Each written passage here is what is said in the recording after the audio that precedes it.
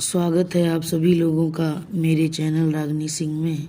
आइए सुनते हैं मन्नू भंडारी जी की कहानी त्रिशंकु। तो चलिए शुरू करते हैं कहानी।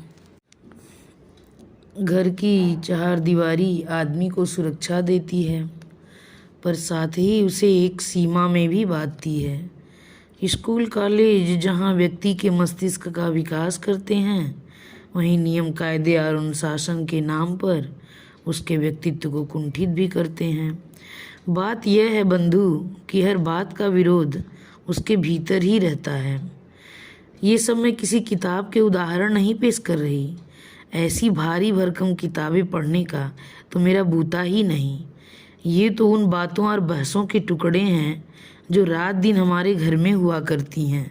हमारा घर यानी बुद्धिजीवियों का अखाड़ा। यहाँ सिगरेट के धुएं और कॉफ़ी के प्यालों के बीच बातों के बड़े बड़े तुमार बांधे जाते हैं, बड़ी बड़ी शाब्दिक क्रांतियाँ की जाती हैं। इस घर में काम कम और बातें ज़्यादा होती हैं। मैंने कहीं पढ़ा तो नहीं, पर अपने घर से यह लगता ज़रूर है कि बुद्धिजीवियों के लिए काम करना शायद वर्जित है। मातुश्री अपनी 3 घंटे की तफरीहनुमा नौकरी बजाने के बाद मुक्त, थोड़ा बहुत पढ़ने लिखने के बाद जो समय बचता है वह या तो बात बहस में जाता है या फिर लेट लगाने में। उनका ख्याल है कि शरीर के निष्क्रिय होते ही मन मस्तिष्क सक्रिय हो उठते हैं और वे दिन के 24 घंटे में से 12 घंटे अपना मन मस्तिष्क ही सक्रिय बनाए रखती हैं। पिताश्री और भी 2 कदम आगे, उनका बस चले तो वे नहाएं भी अपनी मेज पर ही। जिस बात की हमारे यहाँ सबसे अधिक कताई होती है वह है आधुनिकता।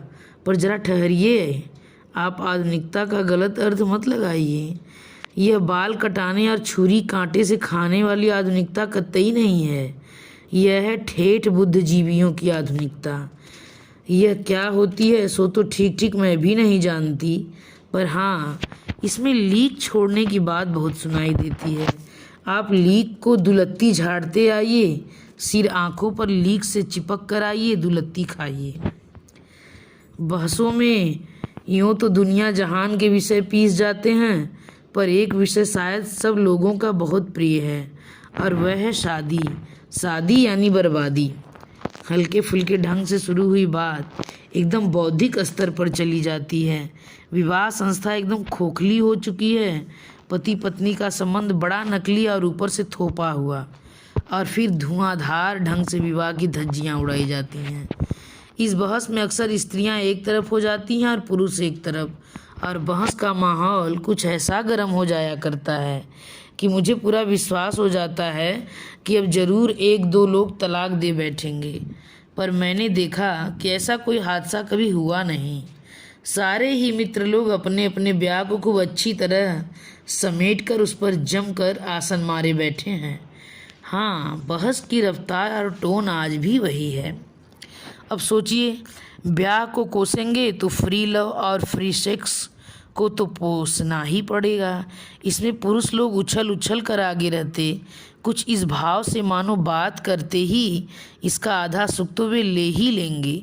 पापा खुद बड़े समर्थक, पर हुआ यूँ कि घर में हमेशा चुप चुप रहने वाली दूर दरार जी की एक दीदिया ने बिना कभी इन बहसों में भाग लिए ही इस पर पूरी तरह अमर कर डाला। तो पाया कि सारी आधुनिकता अड़ अड़ धम। वह तो फिर मम्मी ने बड़े सहज ढंग से सारी बात को संभाला और निरर्थक विवाह के बंधन में बांधकर दीदिया का जीवन सार्थक किया।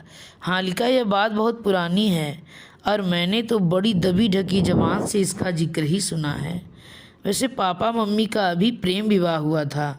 यूँ यह बात बिल्कुल दूसरी है कि होश संभालने के बाद मैंने उन्हें प्रेम करते नहीं, केवल बहस करते ही देखा है। विवाह के पहले अपने इस निर्णय पर मम्मी को नाना से भी बहुत बहस करनी पड़ी थी, और बहस का यह दौर बहुत लंबा भी चला था शायद। इसके बावजूद यह बहस विवाह नहीं, प्रेम विवाह ही है, जिसका जिक्र मम्मी बड़े गर्व से किया करती हैं। गर्व विवाह को लेकर नहीं, पर इस बात को लेकर है कि किस प्रकार उन्होंने नाना से मोर्चा लिया। अपने और नाना के बीच हुए संवादों को इतनी बार दोहरा चुकी हैं कि मुझे वे कंठस्थ से हो गए हैं। आज भी जब वे उसकी चर्चा करती हैं तो लीक से हटकर कुछ करने का संतोष उसके चेहरे पर झलक उठता है। बस ऐसे ही घर में मैं पल रही हूँ, बड़े मुक्त और स्वच्छंद ढंग से, और पलते पलते एक दिन अचानक बड़ी हो गई। बड़े होने का यह एहसास मेरे अपने भीतर से इतना नहीं फूटा जितना बाहर से। इसके साथ भी एक दिलचस्प घटना जुड़ी हुई है। हुआ यूँ कि घर के ठीक सामने एक बरसाती है, एक कमरा और उसके सामने फैली छत। उसमें हर साल 2-3 विद्यार्थी आकर रहते, छत पर घूम घूम कर पढ़ते, पर कभी ध्यान नहीं गया। शायद ध्यान जाने जैसी मेरी उम्र ही नहीं थी। इस बार देखा वहाँ 2 लड़के आए हैं। थे तो वो 2 ही, पर शाम तक उसके मित्रों का एक अच्छा खासा जमघट हो जाता है, और सारी छत ही नहीं, सारा मोहल्ला तक गुलजार। हंसी मजाक, गाना बजाना, और आसपास की जो भी लड़कियां उनकी नज़र के दायरे में आ जाती, उन पर चुटीली फप्तियाँ। पर उनकी नज़रों का असली केंद्र हमारा घर, और स्पष्ट कहूँ तो मैं ही थी। बरामदे में निकलकर मैं कुछ भी करूं, उधर से एक न एक रिमार्क हवा में उछलता हुआ टपकता, और मैं भीतर तक थरथरा उठती। मुझे पहली बार लगा कि मैं हूँ, और केवल हूँ ही नहीं, किसी के आकर्षण का केंद्र हूँ। ईमानदारी से कहूँ तो अपने होने का यह पहला एहसास बड़ा रोमांचक लगा, और अपनी ही नज़रों में मैं नई हो उठी, और नई और बड़ी। अजीब सी स्थिति थी। जब वे फप्तियाँ कसते तो मैं गुस्से से भन्ना जाती। हालिका उनकी फप्तियों में अशिष्टता कहीं नहीं थी तो केवल मन को सहलाने वाली एक चुहल। पर जब वे नहीं होते या होकर भी आसपास में ही मशगूल रहते तो मैं प्रतीक्षा करती रहती। एक अनाम सी बेचैनी भीतर ही भीतर कसमसाती रहती। आलम यह है कि हर हालत में ध्यान वहीं अटका रहता, और मैं कमरा छोड़कर बरामदे में ही टंगी रहती। पर इन लड़कों के इस हल्ले गुल्ले वाले व्यवहार ने मोहल्ले वालों की नींद जरूर हराम कर दी। हमारा मोहल्ला यानी हाथरस खुर्जा के लालाओं की बस्ती, जिनके घरों में किशोरी लड़कियां थीं, वे बाहें चढ़ा चढ़ा कर दांत और लात तोड़ने की धमकियां दे रहे थे, क्योंकि सबको अपनी लड़कियों का भविष्य खतरे में जो दिखाई दे रहा था। मोहल्ले में इतनी सरगर्मी, और मेरे मम्मी पापा को कुछ पता ही नहीं। बात असल में यह है कि इन लोगों ने अपनी स्थिति एक द्वीप जैसी बना रखी है, सबके बीच में रहकर भी सबसे अलग। एक दिन मैंने मम्मी से कहा, मम्मी ये जो सामने लड़के आए हैं, जब देखो मुझ पर रिमार्क पास करते हैं। मैं चुपचाप नहीं सुनूंगी, मैं भी यहाँ से जवाब दूंगी। कौन लड़के? मम्मी ने आश्चर्य से पूछा। कमाल है, मम्मी को कुछ पता ही नहीं। मैंने कुछ खींच और कुछ पलक के मिले जुले स्वर में सारी बात बताई, पर मम्मी पर कोई विशेष प्रतिक्रिया नहीं हुई। बताना कौन है ये लड़के? बड़े ठंडे लहजे में उन्होंने कहा, और फिर पढ़ने लगी। अपना छेड़ा जाना मुझे जितना सनसनीखेज लग रहा था, उस पर माँ की ऐसी उदासीनता मुझे अच्छी नहीं लगी। कोई और माँ होती तो फेंटा कसकर निकल जाती और उनकी 7 पुस्तों को उतार देती, पर माँ पर जैसे कोई असर ही नहीं। दोपहर ढले लड़कों की मजलिस छत पर जमी तो मैंने मम्मी को बताया, देखो ये लड़के हैं जो सारे समय इधर देखते रहते हैं और कुछ भी करूं उस पर फप्तियाँ कसते हैं। पता नहीं मेरे कहने में ऐसा क्या था कि माँ एकटक मेरी ओर देखती रहीं, फिर धीरे से मुस्कुराई। थोड़ी देर तक छत वाले लड़कों का मुआयना करने के बाद बोली, कॉलेज के लड़के मालूम होते हैं, पर ये तो एकदम बच्चे हैं। मन हुआ कहूँ कि मुझे बच्चे नहीं तो क्या बूढ़े छेड़ेंगे, पर तभी मम्मी बोली, कल शाम कोई लोगों को चाय पर बुला लेते हैं और तुमसे दोस्ती करवा देते हैं। मैं तो अवाक, तुम इन्हें चाय पर बुलाओगी? मुझे जैसे मम्मी की बात पर विश्वास नहीं हो रहा था। हाँ क्यों, क्या हुआ? अरे यह तो हमारे ज़माने में होता था। कि मिल तो सकते नहीं, बस दूर से फफ्तियाँ कस कस कर तसल्ली करो। अब तो जमाना मैं तो इस विचार मात्र से ही पुलकित लगा। माँ सचमुच कोई ऊंची चीज़ है। ये लोग हमारे घर आएंगे और मुझसे दोस्ती करेंगे। एकाएक मुझे लगने लगा कि मैं बहुत अकेली हूँ और मुझे किसी की दोस्ती की सख्त आवश्यकता है। इस मोहल्ले में मेरा किसी से विशेष मेलजोल नहीं और घर में केवल मम्मी पापा के दोस्त ही आते हैं। दूसरा दिन मेरा बहुत ही संशय में बीता। पता नहीं मम्मी अपनी बात पूरी भी करती हैं या यूं ही रौमे कह गई और बात ख़त्म। शाम को मैंने याद दिलाने के लिए ही कहा, मम्मी तुम सचमुच ही उन लड़कों को बुलाने जाओगी? शब्द मेरे यही थे, वरना भाव तो था कि मम्मी जाओ न प्लीज़। और मम्मी सचमुच ही चली गई। मुझे याद नहीं मम्मी 2-4 बार से अधिक मोहल्ले में किसी के घर गई हूँ। मैं सांस लेकर उसके लौटने की प्रतीक्षा करती रही। एक विचित्र सी थिरकन मैं अंग प्रत्यंग में महसूस कर रही थी।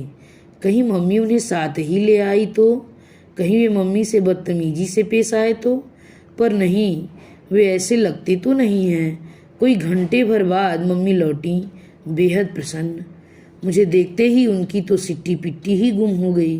उन्हें लगा अभी तक तो लोग अपने अपने घरों से ही उसके लात दांत तोड़ने की धमकी दे रहे थे। मैं जैसे सीधे घर ही पहुंच गई उनकी हड्डी पसली एक करने। पर फिर तो इतनी खातिर की बेचारों ने कि बस, बड़े ही स्वीट बच्चे हैं, बाहर से आए हैं, हॉस्टल में जगह नहीं मिली इसलिए कमरा लेकर रह रहे हैं। शाम को जब पापा आएंगे तब बुलवा लेंगे। प्रतीक्षा में समय इतना बोझिल हो जाता है। यह भी मेरा पहला अनुभव था। पापा आए तो मम्मी ने बड़े उमग कर सारी बात बताई। सबसे कुछ अलग करने का संतोष और गर्व उसके हर शब्द में जैसे छलक पड़ रहा था। पापा ही कौन पीछे रहने वाले थे। उन्होंने सुना तो वे भी प्रसन्न। बुलाओ लड़कों को, अरे खेलने खाने दो और मस्ती करने दो बच्चों को। मम्मी पापा को अपनी आधुनिकता तुष्ट करने का एक जोरदार अवसर मिल रहा था। नौकर को भेजकर उन्हें बुलवाया गया तो अगले ही क्षण सब हाजिर। मम्मी ने बड़े कायदे से परिचय करवाया और हेलो हाय का आदान प्रदान हुआ। तनु बेटे अपने दोस्तों के लिए चाय बनाओ। धत तेरी की, मम्मी के दोस्त आए तब भी तनु बेटा चाय बनाए और उसके दोस्त आए तब भी। पर मन मार कर उठी। चाय पीना होता रहा, खूब हंसी मजाक भी चला। वे सफाई पेश करते रहे कि मोहल्ले वाले झूठ मूठ ही उनके पीछे पड़े रहते हैं। वे तो कुछ ऐसा भी नहीं करते, जस्ट फॉर फन कुछ कर दिया, वरना इस सब का कोई मतलब नहीं। पापा ने बढ़ावा देते हुए कहा, अरे इस उम्र में तो यह सब करना ही चाहिए। हमें मौका मिले तो आज भी करने से बाज न आए। हंसी की एक लहर यहाँ से वहाँ तक दौड़ गई। कोई 2 घंटे बाद वे चलने लगे तो मम्मी ने कहा, देखो इसे अपना ही घर समझो, जब इच्छा हो चले आया करो। हमारी तनु बिटिया को अच्छी कंपनी मिल जाएगी। कभी तुम लोगों से कुछ पढ़ भी लिया करेगी और देखो कुछ खाने पीने का मन हुआ करे तो बता दिया करना, तुम्हारे लिए बनवा दिया करूँगी। और वे लोग पापा के खुलेपन और मम्मी की आत्मीयता और स्नेह पर मुग्ध होते हुए चले गए। बस जिससे दोस्ती करवाने के लिए उन्हें बुलाया गया था वह बेचारी इस तमाशे की मात्र दर्शक भर ही बनी रही। उसके जाने के बाद बड़ी देर तक उनको लेकर ही चर्चा होती रही। अपने घर की किशोरी लड़की की छेड़ने वाले लड़कों को घर बुलाकर चाय पिलाई जाए और लड़की से दोस्ती करवाई जाए, यह सारी बात ही बड़ी थ्रिलिंग और रोमांचक लग रही थी। दूसरे दिन से मम्मी हर आने वाले से इस घटना का उल्लेख करती। वर्णन करने में पटु मम्मी नीरस से नीरस बात को भी ऐसा दिलचस्प बना देती हैं। फिर यह तो बात ही बड़ी दिलचस्प थी। जो सुनता वही कहता, वाह यह हुई ही न कुछ बात। आपका बड़ा स्वस्थ दृष्टिकोण है चीज़ों के प्रति, वरना लोग बातें तो बड़ी बड़ी करेंगे पर बच्चों को घोट कर रखेंगे और जरा सा शक हुआ सुबह हो जाए तो बकायदा जासूसी करेंगे। और मम्मी इस प्रशंसा से निहाल होती हुई कहती, और नहीं तो क्या, मुक्त रहो और बच्चों को मुक्त रखो। हम लोगों को बचपन में यह मत करो, यहाँ मत जाओ कह कह कर कितना बांधा गया था। हमारे बच्चे तो कम से कम इस घुटन के शिकार न हों। पर मम्मी का बच्चा उस समय एक दूसरी ही घुटन का शिकार हो रहा था, और वह यह कि जिस नाटक की हीरोइन उससे बनना था, उसकी हीरोइन मम्मी बन बैठी। खैर, इस सारी घटना का परिणाम यह हुआ कि उन लड़कों का व्यवहार एकदम ही बदल गया। जिस शराफत को मम्मी ने उन पर लाद दिया, उसके अनुरूप व्यवहार करना उनकी मजबूरी बन गया। अब जब भी वे अपनी छत पर मम्मी पापा को देखते तो अदब में लपेट कर एक नमस्कार, और मुझे देखते तो मुस्कान में लपेट कर एक हाई उछाल देते। फफ्तियों की जगह बाकायदा हमारा वार्तालाप शुरू हो गया, बड़ा खुला और बेझिझक वार्तालाप। हमारे बरामदे और छत में इतना ही फासला था कि जोर से बोलने पर बातचीत की जा सकती। हाँ, यह बात ज़रूर थी कि हमारी बातचीत सारा मोहल्ला सुनता था और काफ़ी दिलचस्पी से सुनता था। जैसे ही हम लोग चालू होते, पास पड़ोस की खिड़कियों में 4-6 सिर और धड़ आकर चिपक जाते। मोहल्ले में लड़कियों के प्रेम प्रसंग न हो ऐसी बात तो थी नहीं, बाकायदा लड़कियों के भागने तक की घटनाएं घट चुकी थीं, पर वह सब कुछ बड़े गुप्त और छिपे ढंग से होता था, और मोहल्ले वाले जब अपनी पैनी नज़रों से ऐसे किसी रहस्य को जान लेते थे तो बड़ा संतोष उन्हें होता था। पुरुष मूँछों पर ताव देकर और स्त्रियां हाथ नचा नचा कर खूब नमक मिर्च लगाकर इन घटनाओं का यहाँ से वहाँ तक प्रचार करती, कुछ इस भाव से कि अरे हमने दुनिया देखी है, हमारी आंखों में कोई नहीं धूल झोंक सकता है। पर यहाँ स्थिति ही उलट गई थी। हमारा वार्तालाप इतने खुलेआम होता था कि लोगों को खिड़कियों की ओट में छिप छिप कर देखना सुनना पड़ता था, और सुनकर भी ऐसा कुछ उसके हाथ ही नहीं लगता था जिससे वे कुछ आत्मिक संतोष पाते। पर बात को बढ़ना था, और बात बढ़ी। हुआ यह कि धीरे धीरे छत की मजलिस मेरे अपने कमरे में जमने लगी। रोज़ ही कभी 2 तो कभी 3 या 4 लड़के आकर जम जाते, और दुनिया भर के हंसी मजाकों और गपशप का दौर चलता। गाना बजाना भी होता और चाय पानी भी। शाम को मम्मी पापा के मित्र आते तो इन लोगों में से कोई न कोई बैठा ही होता। शुरू में जिन लोगों ने मुक्त रहो और मुक्त रखो की बड़ी प्रशंसा की थी, उन्होंने मुक्त रहने का जो रूप देखा तो उनकी आंखों में भी कुछ अजीब सी शंकाएं तैरने लगीं। मम्मी की एक आध मित्र ने दबी जबान में कहा, तनु तो बड़ी फास्ट चल रही है। मम्मी का अपना सारा उत्साह मंद पड़ गया था, और वो लीक से हटकर कुछ करने की थ्रिल पूरी तरह झड़ चुकी थी।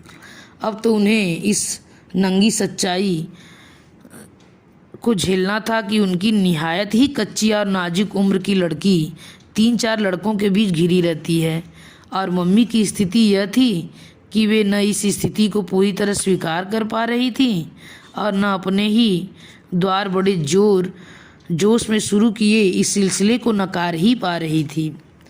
आखिर एक दिन उन्होंने मुझे अपने पास बिठाकर कहा, तनु बेटे, ये लोग रोज़ रोज़ यहाँ आकर जम जाते हैं, आखिर तुझको पढ़ना लिखना भी तो है, पर मैं तो देख रही हूँ कि इस दोस्ती के चक्कर में तेरी पढ़ाई लिखाई सब चौपट हुई जा रही है। इस तरह तो ये सब चलेगा नहीं। रात को पढ़ती तो हूँ, लापरवाही से मैंने कहा। खाक पड़ती है रात को, समय ही कितना मिलता है, और फिर यह रोज़ रोज़ की धमा चौकड़ी मुझे वैसे भी पसंद नहीं। ठीक है, 4-6 दिन में कभी कभी आ गए, गपशप कर ली, पर यहाँ तो एक न एक रोज़ ही डटा रहता है। मम्मी के स्वर में आक्रोश का पुट गहराता जा रहा था। मम्मी की यह टोन मुझे अच्छी नहीं लगी, पर मैं चुप। तू तो उनमें बहुत खुल गई है, कह दे कि वे लोग भी बैठकर पढ़ें और तनु तुझे भी पढ़ने दें, और तुझसे न कहा जाए तो मैं कह दूंगी। पर किसी के भी कहने की नौबत नहीं आई। कुछ तो पढ़ाई की मार से, कुछ दिल्ली के दूसरे आकर्षणों से खींचकर हॉस्टल वाले लड़कों का आना कम हो गया। पर सामने के कमरे से शेखर रोज ही आ जाता, कभी दोपहर में तो कभी शाम को। 3-4 लोगों की उपस्थिति में उसकी जिस बात पर मैंने ध्यान नहीं दिया, वही बात अकेले में सबसे अधिक उजागर होकर आई। वह बोलता कम था, पर शब्दों के परे बहुत कुछ कहने की कोशिश करता था, और एकाएक मैं उसकी अनकही भाषा समझने लगी थी। केवल समझने ही नहीं लगी थी, प्रत्युत्तर भी देने लगी थी। जल्दी ही मेरी समझ में आ गया था कि शेखर और मेरे बीच प्रेम जैसी कोई चीज़ पनपने लगी है। यूँ तो शायद मैं समझ ही नहीं पाती, पर हिंदी फिल्मी देखने के बाद इसको समझने में खास मुश्किल नहीं हुई। जब तक मन में कहीं कुछ नहीं था, सब कुछ बड़ा खुला था, पर जैसे ही कुछ हुआ तो उसे औरों की नज़रें से बचाने की इच्छा भी साथ ही आई। जब कभी दूसरे लड़के आते तो सीढ़ियों से ही शोर करते आते, जोर जोर से बोलते, लेकिन शेखर जब भी आता रेंगता हुआ आता और फुसफुसा कर हम बातें करते। वैसे बातें बहुत ही साधारण होती थी, स्कूल की, कॉलेज की, पर फुसफुसा कर करने में ही वे कुछ विशेष लगती थीं। प्रेम को कुछ रहस्यमय, कुछ गुपचुप बना दो तो वह बड़ा थ्रिलिंग हो जाता है, वरना तो एकदम सीधा सपाट। पर मम्मी के पास घर और घर वालों के हर रहस्य को जान लेने की एक छठी एंड जिससे पापा भी काफ़ी त्रस्त रहते हैं, उससे उन्हें सब समझने में जरा भी देर नहीं लगी। शेखर कितना ही दब छिप कर आता और मम्मी घर के किसी भी कोने में होती, फट से प्रकट हो जाती या फिर वहीं से पूछती, तनु कौन है तुम्हारे कमरे में। मैंने देखा शेखर के इस रवैये से मम्मी के चेहरे पर अजीब सी परेशानी झलकने लगी। पर मम्मी इस बात को लेकर यूँ परेशान हो उठेंगी, यह तो मैं सोच भी नहीं सकती थी। जिस घर में रात दिन तरह तरह के प्रेम प्रसंग ही पीछे जाते रहे हों, कुंवारों के प्रेम प्रसंग, विवाहितों के प्रेम प्रसंग, 2-3 प्रेमियों से एक साथ चलने वाले प्रेम प्रसंग, उस घर के लिए तो यह बात बहुत ही मामूली होनी चाहिए। जब लड़कों से दोस्ती की है तो एक आध से प्रेम भी हो सकता है। मम्मी ने शायद समझ लिया था कि यह सारी स्थिति आजकल की कलात्मक फिल्मों की तरह चलेगी, जिनकी वे बड़ी प्रशंसक और समर्थक हैं, पर जिनमें शुरू से लेकर आखिर तक कुछ भी सनसनीखेज घटता ही नहीं। जो भी हो, मम्मी की इस परेशानी ने मुझे भी कहीं हल्के से विचलित जरूर कर दिया। मम्मी मेरी माँ ही नहीं, मित्र और साथिन भी हैं। 2 घनिष्ठ मित्रों की तरह ही हम दुनिया जहान की बातें करते हैं, हंसी मजाक करते हैं। मैं चाहती थी कि वे इस बारे में भी कोई बात करें, पर उन्होंने कोई बात नहीं की। बस जरा शेखर आता तो वे अपनी स्वभावगत लापरवाही छोड़कर बड़े सजग भाव से मेरे कमरे के इर्द गिर्द ही मंडराती रहती। एक दिन मम्मी के साथ बाहर जाने के लिए मैं नीचे उतरी तो दरवाजे पर ही पड़ोस की एक भद्र महिला टकरा गई। नमस्कार और कुशल क्षेम के आदान प्रदान के बाद वे बात के असली मुद्दे पर आईं। ये सामने की छत वाले लड़के आपके रिश्तेदार हैं क्या? नहीं तो। अच्छा, शाम को रोज ही आपके घर में बैठे रहते हैं, तो सोचा आपके ज़रूर कुछ लगते होंगे। तनु के दोस्त हैं। मम्मी ने कुछ लापरवाही और निसंकोच भाव से यह वाक्य उछाला कि बेचारी तीर निशाने पर न लगने का गम लिए ही लौट गई। वे तो लौट गई, पर मुझे लगा कि इस बात का सूत्र पकड़कर मेरा कुछ बिगाड़ने का हथियार तो मम्मी के हाथ में आ ही गया। बहुत दिनों से उसके अपने मन में भी कुछ उमड़ तो रहा ही है, पर मम्मी ने इतना ही कहा, लगता है इनके अपने घर में कोई धंधा नहीं है, जब देखो दूसरे के घर में चोंच गड़ाए बैठे रहते हैं। मैं आश्वस्त ही नहीं हुई, बल्कि मम्मी की ओर से इसे हरा सिग्नल समझकर मैंने अपनी रफ्तार कुछ और तेज कर दी। पर इतना ज़रूर किया कि शेखर के साथ 3 घंटों में से 1 घंटा ज़रूर पढ़ाई में गुजारती। वह बहुत मन लगाकर पढ़ाता और बहुत मन लगाकर पढ़ती। हाँ, बीच बीच में वह कागज़ की छोटी छोटी पर्चियों पर कुछ ऐसी पंक्तियाँ लिखकर थमा देता कि मैं भीतर तक झंझना जाती। उसके जाने के बाद भी उन पंक्तियों के वे शब्दों के पीछे के भाव मेरी रग रग में सनसनाते रहते और मैं उन्हीं में डूबी रहती। मेरे भीतर अपनी ही एक दुनिया बनती चली जा रही थी, बड़ी भरी पूरी और रंगीन। आजकल मुझे किसी की ज़रूरत ही महसूस नहीं होती। लगता जैसे मैं अपने में ही पूरी हूँ। हमेशा साथ रहने वाली मम्मी भी आउट होती जा रही हैं और शायद यही कारण है कि वे इधर मैंने मम्मी पर ध्यान देना ही छोड़ दिया। रोज़मर्रा की बातें तो होती हैं, पर केवल बातें ही होती हैं, उसके परे कुछ नहीं। दिन गुजरते जा रहे थे और मैं अपने में ही डूबी, अपनी दुनिया में, और गहरे धंसती जा रही थी, बाहर की दुनिया से एक तरह से बेखबर सी।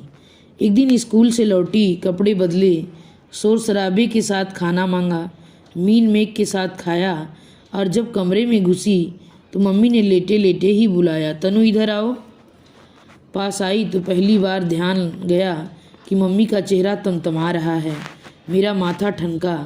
उन्होंने साइड टेबल पर से एक किताब उठाई और उसमें से कागज़ की 5-6 पर्चियाँ सामने कर दी। तौबा, मम्मी से कुछ पढ़ना था, सो जाते समय उन्हें अपनी किताब दे गई थी। गलती से शेखर की लिखी पर्चियाँ उसी में रह गईं। तो इस तरह चल रही है शेखर और तुम्हारी दोस्ती? यही पढ़ाई होती है यहाँ बैठकर? यही सब करने के लिए आता है वह यहाँ? मैं चुप। जानती हूँ गुस्से में मम्मी को जवाब देने से बढ़कर मूर्खता और कोई नहीं। तुमको छूट दी, आज़ादी दी, पर इसका यह मतलब तो नहीं कि तुम उसका नाजायज़ फ़ायदा उठाओ। मैं फिर भी चुप। बित्ते भर की लड़की और करतब देखो इनके। जितनी छूट दो उतने ही पैर पसरते जा रहे हैं इनके। झापड़ दूंगी तो सारा रोमांस झड़ जाएगा 2 मिनट में। इस वाक्य पर मैं एकाएक तिलमिला उठी, तमक कर नज़र उठाई और मम्मी की तरफ देखा। पर यह क्या? यह तो मेरी मम्मी नहीं है। न यह तेवर मम्मी का है, न यह भाषा। फिर भी ये सारे वाक्य बहुत परिचित से लगा यह सब मैंने कहीं सुना है। और खटाक से मेरे मन में कौधा नाना। पर नाना को तो मरे कितने साल हो गए, ये फिर जिंदा कैसे हो गए? और वह भी मम्मी के भीतर, जो होश संभालने के बाद हमेशा उनसे झगड़ा ही करती रहीं, उनकी हर बात का विरोध ही करती रहीं। मम्मी का नानई लहजे वाला भाषण काफ़ी देर तक चालू रहा, पर वह सब मुझे कहीं से भी छू नहीं रहा था। बस कोई बात झकझोर रही थी, तो यही कि मम्मी के भीतर नाना कैसे आ बैठे। और फिर घर में एक विचित्र सा तनावपूर्ण मौन छा गया, खासकर मेरे और मम्मी के बीच। नहीं मम्मी तो घर में रही, नहीं मेरे और नाना के बीच। मैं मम्मी को अपनी बात समझा भी सकती हूँ, उनकी बात समझ भी सकती हूँ, पर नाना, मैं तो इस भाषा से भी अपरिचित हूँ और इस तेवर से भी बात करने का प्रश्न ही कैसे उठता। पापा जरूर मेरे दोस्त हैं, पर बिल्कुल दूसरी तरह के। शतरंज खेलना, पंजा लड़ाना और जो फरमाइश मम्मी पूरी न करें उनसे पूरी करवा लेना। बचपन में उनकी पीठ पर लदी रहती थी और आज भी बिना किसी झिझक के उनकी पीठ पर लद कर अपनी हर इच्छा पूरी करवा लेती हूँ। पर इतने माय डियर दोस्त होने के बावजूद अपनी निजी बातें मैं मम्मी के साथ ही करती आई हूँ। और वहाँ एकदम सन्नाटा। मम्मी को पटखनी देकर नाना पूरी तरह उन पर सवार जो हैं। शेखर को मैंने इशारों से ही लाल झंडी दिखा दी, सो वह भी नहीं आ रहा है और शाम का समय मुझसे काटे नहीं कटता। कई बार मन हुआ कि मम्मी से जाकर बात करूं और साफ साफ पूछूं कि तुम इतना बिगड़ क्यों रही हो। मेरी और शेखर की दोस्ती के बारे में तुम जानती तो हो, मैंने तो कभी कुछ छिपाया नहीं, और दोस्ती है तो यह सब तो होगा ही। तुम क्या समझ रही थी कि हम भाई बहन की तरह? पर तभी ख्याल आता कि मम्मी है ही नहीं जिनसे जाकर यह सब कहूँ। 4 दिन हो गए मैंने शेखर की सूरत नहीं देखी। मेरे हल्के से इशारे से ही उस बेचारे ने तो घर क्या छत पर आना भी छोड़ दिया। हॉस्टल में रहने वाले उसके साथी भी छत पर नहीं दिखाई दिए, न घर ही आए। कोई आता तो कम से कम उसका हालचाल ही पूछ लेती। मैं जानती हूँ वह बेवकूफ़ी की हद तक भावुक है। उसे तो ठीक से यह भी नहीं मालूम कि आखिर यहाँ हुआ क्या है। लगता है मम्मी के गुस्से की आशंका मात्र ही सबके हौसले पस्त हो गए थे। वैसे कल से मम्मी के चेहरे का तनाव कुछ ढीला जरूर हुआ है। 3 दिन से जमी हुई शक्ति जैसे पिघल गई हो। पर मैंने यह तय कर लिया कि बात अब मम्मी ही करेंगी। सवेरे नहा धोकर मैं दरवाजे के पीछे अपनी यूनिफॉर्म प्रेस कर रही थी। बाहर मेज पर मम्मी चाय बना रही थी और पापा अखबार में सिर गड़ाए बैठे थे। मम्मी को शायद मालूम ही नहीं पड़ा कि मैं कब नहाकर बाहर निकल आई। वे पापा से बोली, जानते हो कल रात को क्या हुआ? पता नहीं, तब से मन बहुत ख़राब हो गया। उसके बाद मैं तो सो ही नहीं पाई। मम्मी के स्वर की कोमलता से मेरा हाथ जहाँ का तहाँ थम गया और कान बाहर लग गए। आधी रात के करीब में बाथरूम जाने के लिए उठी। सामने छत पर घुप अंधेरा छाया हुआ था। अचानक एक लाल सितारा सा चमक उठा। मैं चौंकी, गौर से देखा तो धीरे धीरे एक आकृति उभर आई। शेखर छत पर खड़ा सिगरेट पी रहा था। मैं चुपचाप लौट आई। कोई 2 घंटे बाद फिर गई तो देखा वह उसी तरह छत पर टहल रहा था बेचारा। मेरा मन जाने कैसा हुआ या तनु भी कैसी बुझी बुझी रहती है। फिर जैसे अपने को ही धिक्कारती सी बोली, पहले तो छूट दो और फिर जब आगे बढ़े तो खींचकर चारों खाने चित कर दो। यह भी कोई बात हुई भला। राहत का एक गहरा निश्वास मेरे भीतर से निकल पड़ा। जाने कैसा आवेग मन में उमड़ा कि इच्छा हुई दौड़कर मम्मी के गले से लग जाऊं। लगा जैसे अरसे के बाद मेरी मम्मी लौट कर आई हों। पर मैंने कुछ नहीं कहा, बस अब खुलकर बात करूंगी। 4 दिन से न जाने कितने प्रश्न मन में घुमड़ रहे थे। अब क्या, अब तो मम्मी हैं और उनसे तो कम से कम सब कहा पूछा जा सकता है। पर घर पहुंचकर जो देखा तो अवाक। शेखर हथेलियों में सिर थामे कुर्सी पर बैठा है और मम्मी उसी कुर्सी के हत्थे उसकी पीठ और माथा सहला रही हैं। ये मुझे देखते ही बड़े सहज स्वाभाविक स्वर में बोली, देखा इस पगले को, 4 दिन से ये साहब कॉलेज नहीं गए, नहीं कुछ खाया पिया है। अपने साथ इसका भी खाना लगवाना। और फिर मम्मी ने खुद बैठकर बड़े स्नेह से मनुहार कर करके उसे खाना खिलाया। खाने के बाद कहने पर भी शेखर ठहरा नहीं। मम्मी के प्रति कृतज्ञता के बोझ से झुका झुका वह लौट गया और मेरे भीतर खुशी का ऐसा ज्वार उमड़ा कि अब तक के सोचे सारे प्रश्न उसी में बिला गए। सारी स्थिति को सम पर आने में समय तो लगा, पर आ गई। शेखर ने भी अब 1-2 दिन छोड़कर आना शुरू किया और आता भी तो अधिकतर हम लिखाई पढ़ाई की ही बात करते। और अपने किए पर शर्मिंदगी प्रकट करते हुए उसने मम्मी से वायदा किया कि अब वह कोई ऐसा काम नहीं करेगा जिससे मम्मी को शिकायत हो। जिस दिन वह नहीं आता मैं 2-3 बार थोड़ी थोड़ी देर के लिए अपने बरामदे से ही बात कर लिया करती। घर की अनुमति और सहयोग से यूं सरेआम चलने वाले इस प्रेम प्रसंग में मोहल्ले वालों के लिए कुछ भी नहीं रह गया और उन्होंने इस जानलेवा जमाने के नाम पर 2-4 लानतें भेजकर किसी गुल और खिलने तक के लिए अपनी दिलचस्पी को स्थगित कर दिया। लेकिन एक बात मैंने जरूर देखी, जब भी शेखर शाम को कुछ ज़्यादा देर तक बैठ जाता या दोपहर में भी आता तो मम्मी के भीतर नाना कसमसाने लगते और उसकी प्रतिक्रिया मम्मी के चेहरे पर झलकने लगती। मम्मी भरसक कोशिश करके नाना को बोलने तो नहीं देती, पर उन्हें पूरी तरह हटा देना भी शायद मम्मी के बस की बात नहीं रह गई थी। हाँ, यह प्रसंग मेरे और मम्मी के बीच में अब रोज़मर्रा की बातचीत का विषय ज़रूर बन गया था। कभी वे मजाक में कहती, यह जो तेरा शेखर है ना, बड़ा लिजलिजा सा लड़का है।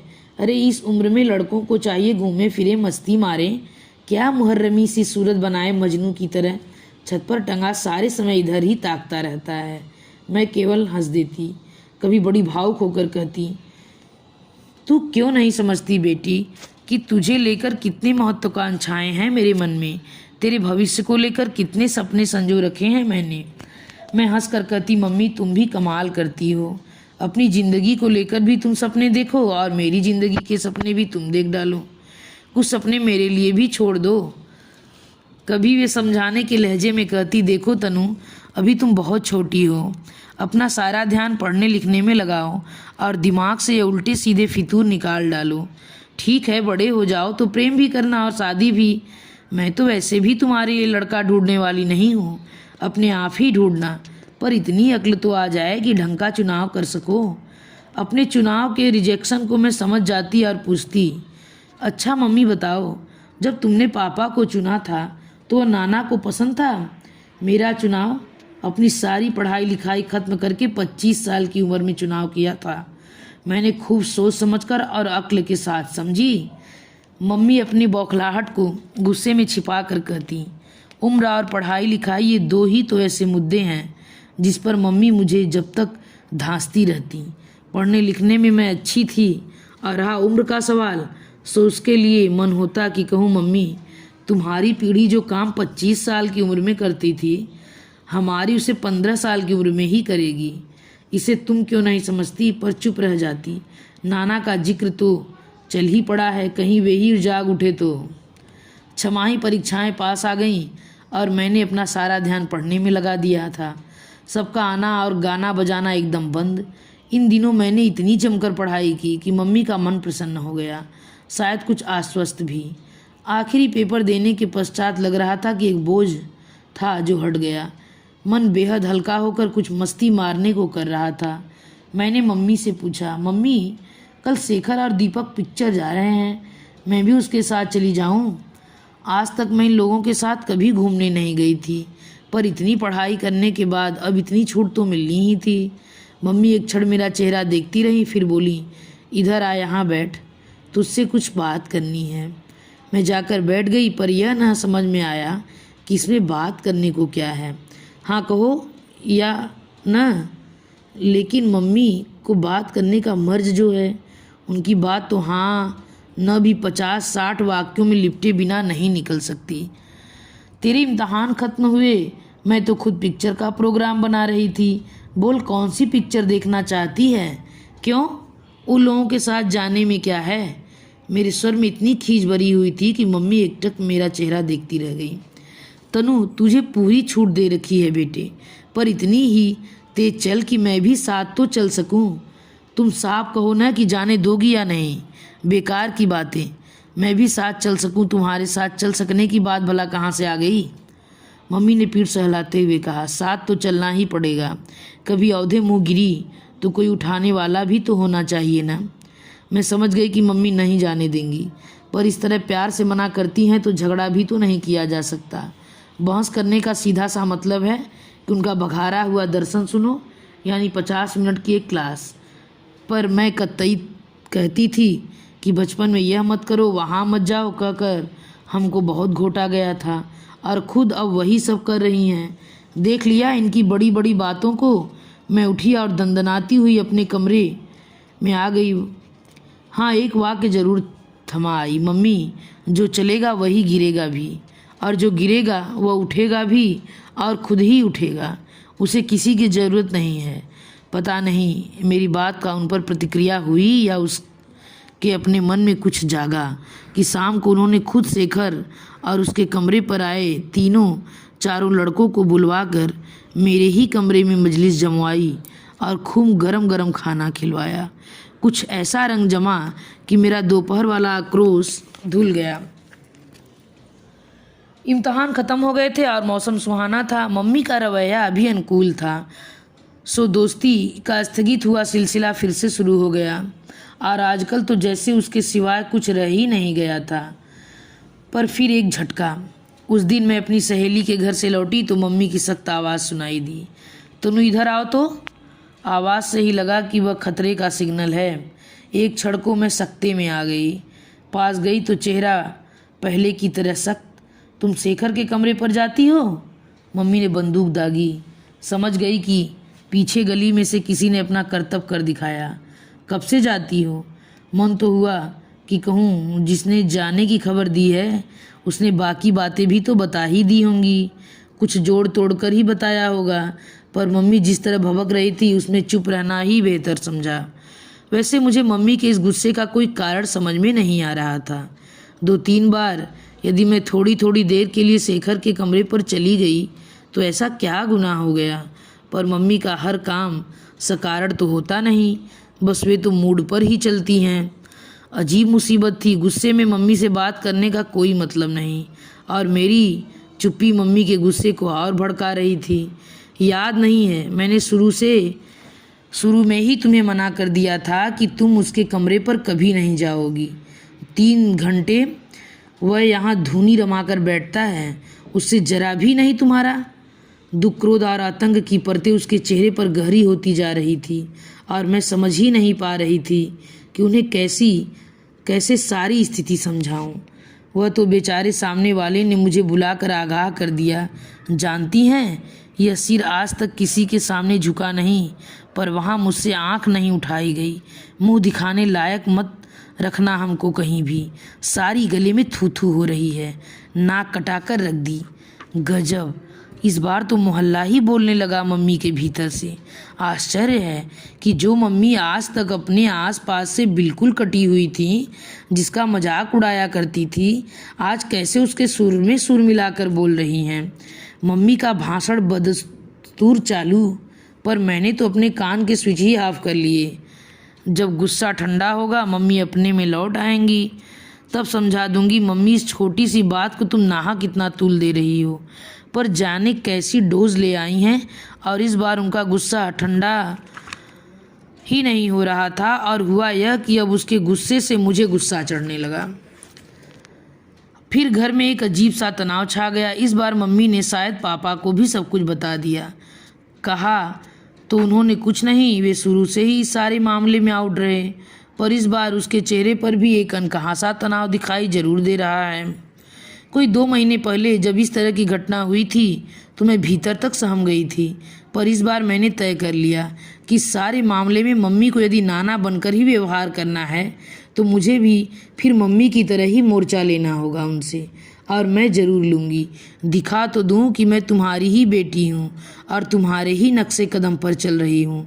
खुद तो लीक से हटकर चली थी, सारी ज़िंदगी इस बात की घुट्टी पिलाती रही, पर मैंने जैसे ही अपना पहला कदम रखा, घसीट कर मुझे अपनी ही खींची लीक पर लाने के दंड फंद शुरू हो गए। मैंने मन में ढेर तक तर्क सोच डाले। एक दिन बकायदा मम्मी से बहस करूंगी, साफ साफ कहूंगी कि मम्मी, इतने ही बंधन लगा कर रखना था तो शुरू से वैसे ही पालती, क्यों झूठ मूठ आज़ादी देने की बातें करती सिखाती रही। पर इस बार मेरा भी मन सुलगकर इस तरह राख हो गया था कि मैं गुमसुम सी अपने कमरे में पड़ी रहती। मन बहुत भर आता तो रो लेती। घर में सारे दिन हंसती खिलखिलाती रहने वाली मैं एकदम चुप होकर अपने में ही सिमट गई थी। हाँ, एक वाक्य जरूर बार बार दोहरा रही थी, मम्मी तुम अच्छी तरह समझ लो कि मैं भी अपने मन की ही करूँगी। हालिका मेरे मन में क्या है, इसकी कोई भी रूपरेखा मेरे सामने न थी। मुझे नहीं मालूम कि इन 3-4 दिनों में बाहर क्या हुआ। घर बाहर की दुनिया से कटी, अपने ही कमरे में सिमटी मैं मम्मी से मोर्चा लेने के दाव सोच रही थी। पर आज दोपहर मुझे कतई अपने कानों पर विश्वास नहीं हुआ जब मम्मी को अपने बरामदे से ही चिल्लाते हुए सुना, शेखर कल तो तुम लोग छुट्टियों में अपने घर चले जाओगे, आज शाम अपने दोस्तों के साथ खाना इधर ही खाना। नहीं जानती किस जद्दोजहद से गुजरकर मम्मी इस स्थिति पर पहुंची होंगी। और रात को शेखर दीपक और रवि के साथ खाने की मेज पर डटा हुआ था। मम्मी उतने ही प्रेम से खाना खिला रही थी। पापा वैसे ही खुले ढंग से मजाक कर रहे थे, मानो बीच में कुछ घटा ही ना हो। अगल बगल की खिड़कियों में 2-4 सिर चिपके हुए थे। सब कुछ पहले की तरह बहुत सहज स्वाभाविक हो उठा था। केवल मैं इस सारी स्थिति से एकदम तटस्थ होकर यही सोच रही थी कि नाना पूरी तरह नाना थे, 100%, और इसी से मम्मी के लिए उनसे लड़ना कितना आसान हो गया होगा। पर इस मम्मी से लड़ा भी कैसे जाए जो एक पल नाना होकर जीती हैं तो एक पल मम्मी होकर। इसी के साथ यह कहानी समाप्त हुई। अगर आप लोगों को यह कहानी पसंद आई हो तो कृपया मेरे चैनल को सब्सक्राइब और लाइक करना मत भूलिए।